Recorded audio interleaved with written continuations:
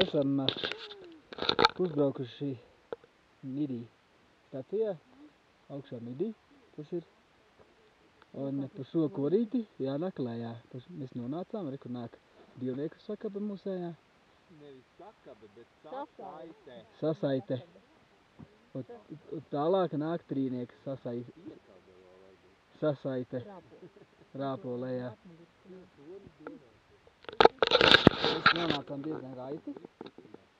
Visu izdarījām, kā vajadzēja. Soli pa solim. Kur tad trešais? Kur jūsu trešais sakabes biedrs? Viņš jau bija piekabinājis? Viņš jau bija piekabinājis? Jā. Nu, Jānis slikti viņam.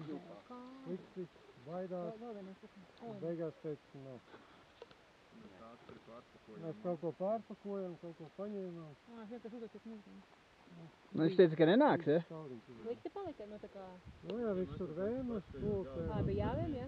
Galvsāp un baidījās. Viņam sāpēja galva. Nu labi, ka tas mums nav noticis. Natālija jūtas lieliski. Jūtas lieliski, fakli man tas Es jūtos vienkārši lieliski. Tu jūties labi. Bet labāk būtu, ja tu justos lieliski. Tad mēs justos visi lieliski, bet pretējā gadījumā mēs justos jūtamies tikai starp lieliski un labi. Nu labi, Tā, tālāk mums jāiet uz lejā būs, tas atkal izmēs mākonītis. Tālāk mums jāiet ir tālāk. Kristaps var izdziedāt, kur mums ir jāiet. Jā. Var sakot, mums ir divas divnieku sasaitas un trīs trīnieku sasaitas. Ja nu vienīgo Palaiž.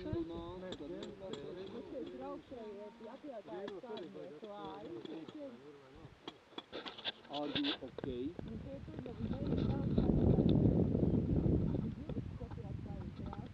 Are you sure? Are you okay?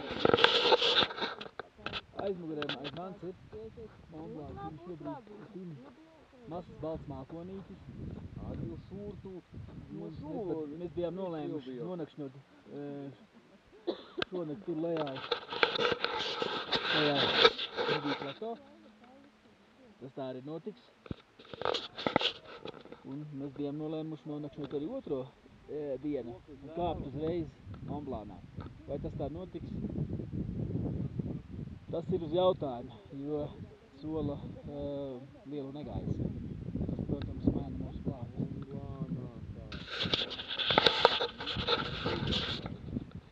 Šie čaļi droši vien kāp lejā jau no Monblāna. To nevar zināt.